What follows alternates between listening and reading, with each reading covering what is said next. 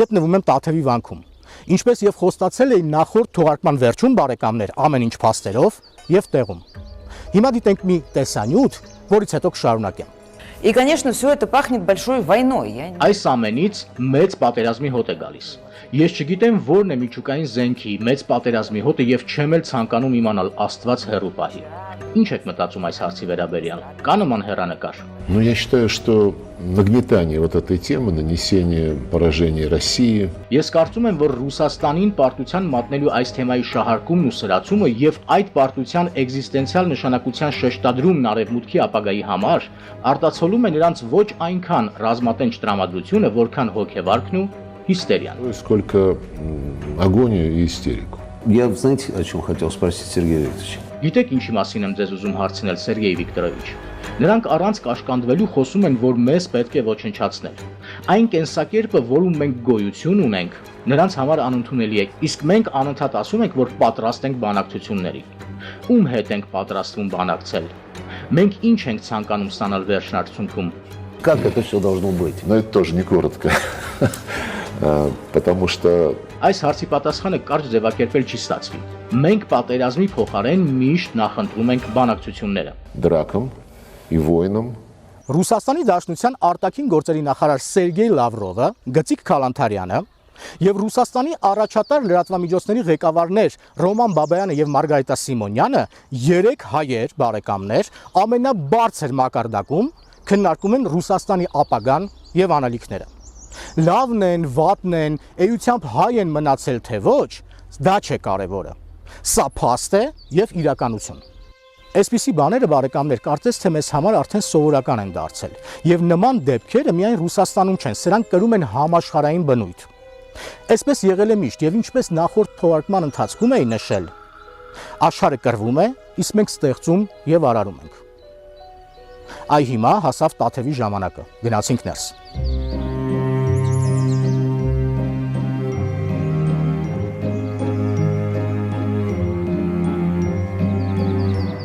Ես գտնվում եմ եկեղեցու ներսում։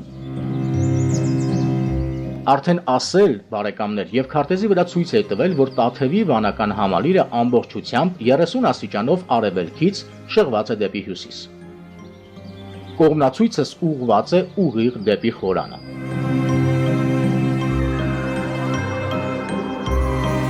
Սա խորանն է։ Իսկ այս կողմում արևելքը։ Միասին տեղում տեսնում եւ փաստում ենք բարեկամներ։ Տաթևի եկեղեցու խորանը իսկապես 30 աստիճանով շեղված է արևելքից դեպի հյուսիս։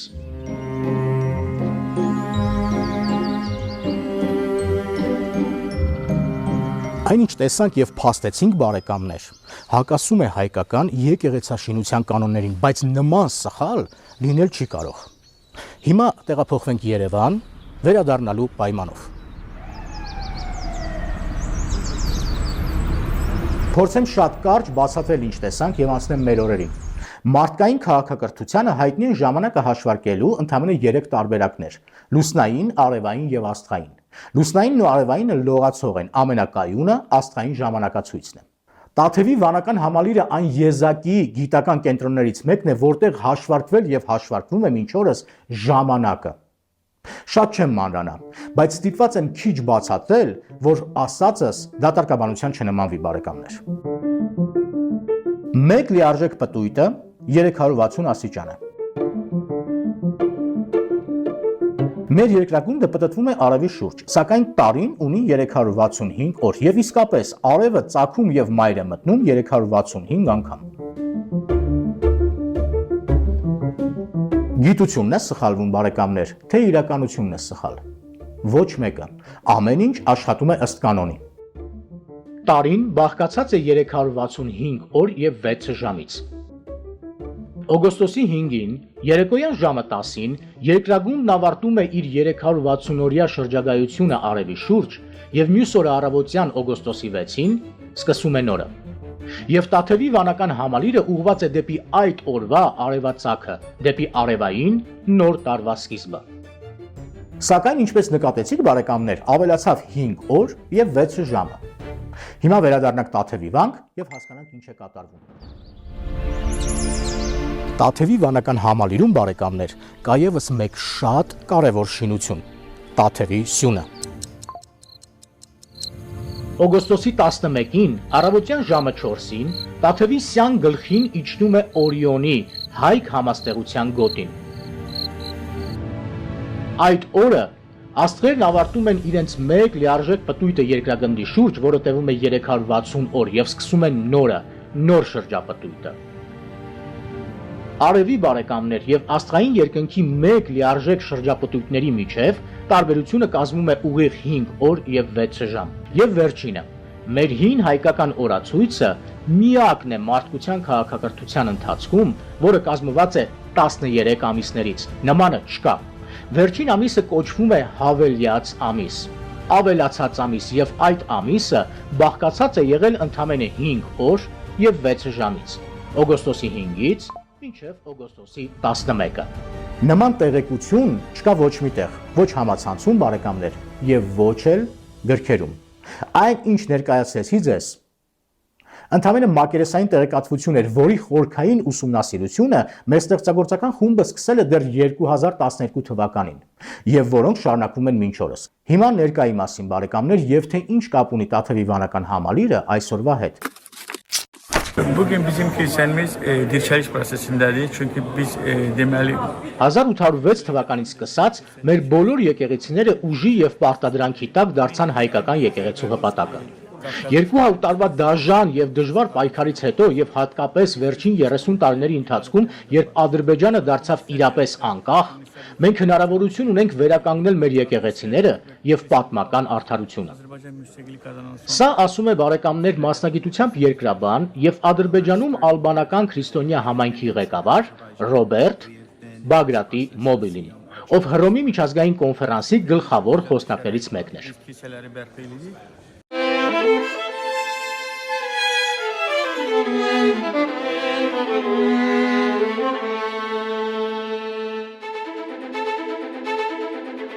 Ընդամենը մի քանի օր առաջ 2025 թվականի ապրիլի 10-ին Հռոմի Սուրբ Աթոռի Գրիգորյան հայրապետական համալսարանում տեղի ունեցավ Քրիստոնեությունը Ադրբեջանում խորագրով միջազգային կոնֆերանս, որտեղ ադրբեջանցի պատմաբանները փորձում էին իրենց կեղծ աշխատություններով աշխարհին ներկայացնել փաստեր եւ համոզել նրանց, որ Արցախում գտնվող հայկական եկեղեցիները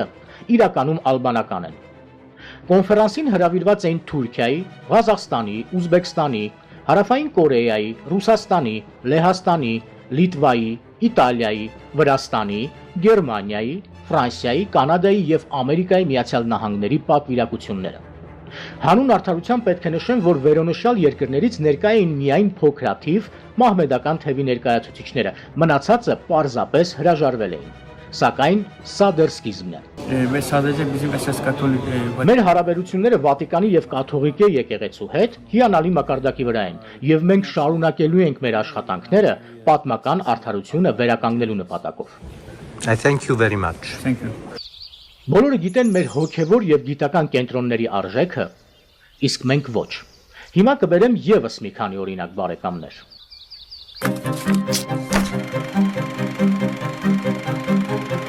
Լինելով Թիֆլիսի հոգևոր ճեմարանի գերազանց սովորող ուսանողներից մեկը Իոսիֆ Ջուգաշվիլին, Ստալինը,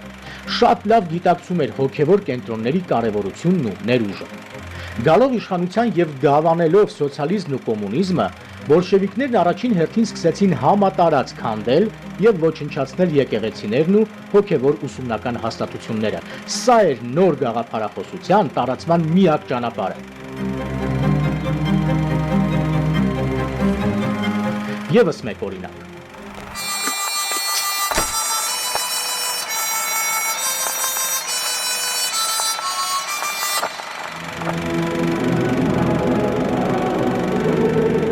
Նացիստական Գերմանիան, դասելով գերմանացի ժողովրդին արիական ազգերի շարքին, իր շատ կարճ գոյատևման ընթացքում ամբողջ աշխարհով մեկ փնտրում էր արիականության փաստեր եւ նույնիսկ հասել էր մինչեւ Կովկաս։ Հայտնի է նաեւ նրանց վերաբերմունքը մեր հայերիս նկատմամբ։ Մենք իրենց կարծիքով այդ փոքրաթիվ արիական ազգերի վառ ներկայացուցիչներից մեկն էինք։ Սրանք պատմական փաստեր են բարեկամներ, որոնք անհնար է հերքել։ Տաթևի վանական համալիրը մեր մյուս եկեղեցիների հետ միասին հազարավոր տարիներ հանդիսացել են գիտության կենտրոններ։ Այս գիտելիքներն էր փնտրում Հիտլերը, որը փորձում էր ոչնչացնել Ստալինը, եւ հիմա Ադրբեջանն ու Թուրքիան ցանկանում են իրենց հռչակել այս ամենի ժառանգները։ I can swear, I can joke. I see what's on my mind if I drink, if I smoke.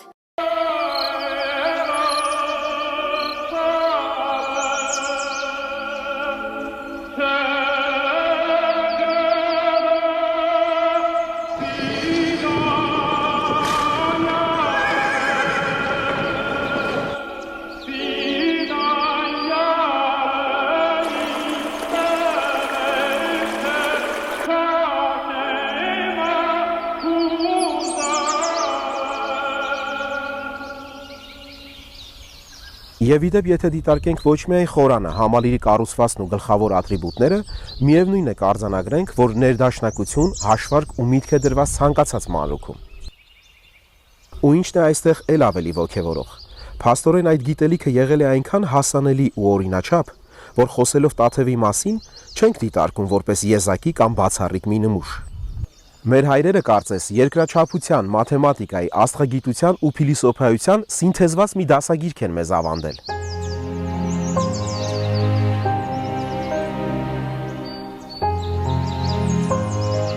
Ու զարմանալի է միջին վիճակագրական այն մարդու ինքնավստահությունը, ով համարում է, որ ինքն ավելի խելացի է, քան 3-4 հազար տարի առաջ ապրող մարդը։ Իսկ որն է չափման այդ միավորն ու սանդղակը։ Անշուշտ iPhone օգտագործելու կամ TikTok նկարելու հարցում մենք անմրցելի ենք, բայց չէ որ կան առավել բարձր արժեքներ։ Կարծես մտածված ու դիտավորյալ կեղծ մրցակցություն է գեներացվել, հակադրելով ներկան անցյալի հետ, ժամանակակիցը ավանդականի, առօրյականությունը ծիսականի հետ։ Ու այդ գիտությունը, այդ ուսումն ու ոգեղենությունը կորսվել է դանդաղ սերնդեսերունդ։ Ու յուրաքանչյուր նոր սերունդ մերժելով ավանդույթը, ցավոք մերժել է նաև դրանում ամփոփված գիտությունը, իմաստությունն ու փորձառությունը։ Հանուն արդարության նշենք սակայն, որ այս անկումային ընթացքը միայն մեզ չէ, որ բնորոշ է։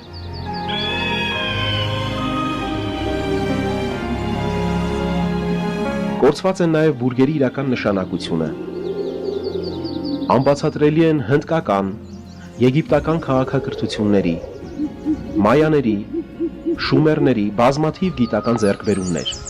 Ու փաստորեն մարդկությունը ստեղծել է հազարավոր կառույցներ ու հուշարձաններ, որոնց շուրջ լավագույն դեպքում կռահում ու խոցելի հիպոթեզներ են առաջադրում ժամանակակից գիտնականները։ Եվ տպավորություն է, որ միայն մեկ հարցում մենք ոչ միայն չենք մերժել, այլ անընդմեջ կատարելագործել ենք նախնիներին։ Դա միմյանց ոչնչացնելու համար նախատեսված զենքերն են, եւ Վահանն ու նիզակը վերածել են ատոմային ռումբի։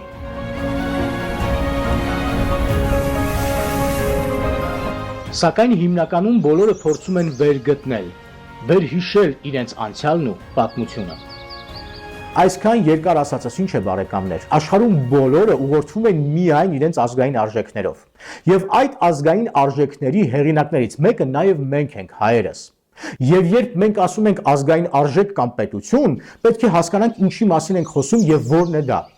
Մեր ազգային արժեքը գիտելիքն է, որի ստեղծողը, տիրապետողը, խորապես հասկացողը մենք ենք։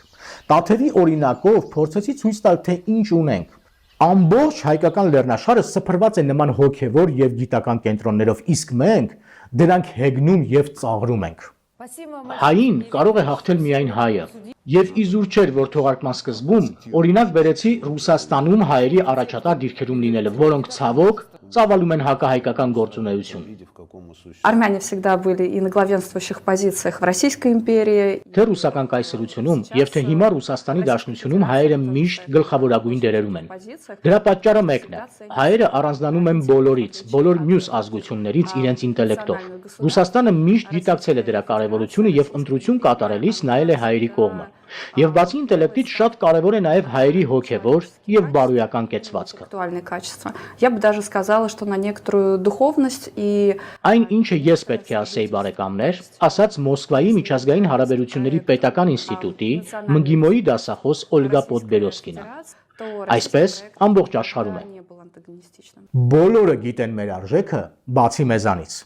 Մենք անընդհատ խոսում ենք պայքարի մասին, բարեկամներ։ Դուրս ենք եկել աշխարհի դեմ պայքարի։ Աշխարհը մեզ ոչ հասկանում է եւ ոչ էլ ընդունում։ Եթե մեր դիմացինը մեզ չի հասկանում, դա իր մեղքը չէ, դա մեր սխալն է։ Չենք կարողանում հասկանալ մեր դիմացինին եւ իրենց լեզվով բացատրել իրենց այն, ինչ ցանկանում ենք, եւ դրանում մեղադրում ենք բոլորին։ Այդպես չի լինում, բարեկամներ։ Մեր թշնամիները բացի աշխարհաքաղաքական նկրտումներից հետապնդում են նաեւ այլ նպատակ։ Գրավել, տիրել, գրաքննել պատմությունը եւ ներկայացնել իրենց որպես հնագույն ազգ, որը ապրել է այս տարածաշրջանում եւ իրենցից է սկսվում մարդկային քաղաքակրթությունը։ Սա է նրանց գլխավոր նպատակներից մեկը նաեւ։ Ինչ անել։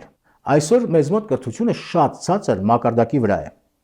Այո, դա այդպես է, բայց ոչ ոք չի խանգարում եւ չի էլ կարող խանգարել մեզ կրթել մեր երեխաներին։ Ամեն ինչ սկսվում է կրթությունից եւ ինքնաճանաչումից։ Արդեն խոսել եմ, բարեկամներ, որ աշխատում ենք նաև մեկ այլ նախագծի վրա, որը սկսվել է դեռ 2012 թվականին։ Բացի քաղաքականությունից, խորապես ուսումնասիրում ենք նաև մեր անցյալն ու մշակույթը, որն առանձնացնել կամ անտեսել մեծագույն սխալ է։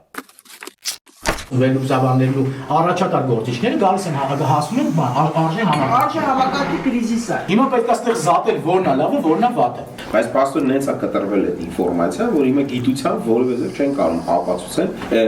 բացատրել, ով է կդրել։ Մենք, որ ստեղծել ենք, ինքն է կտրել։ Էդի ազենք։ Մենակ շնորհակալություններով չես աճում, եւ ես հիմա վստահ եմ եկել եմ այն մարդկանց մոտ, ովքեր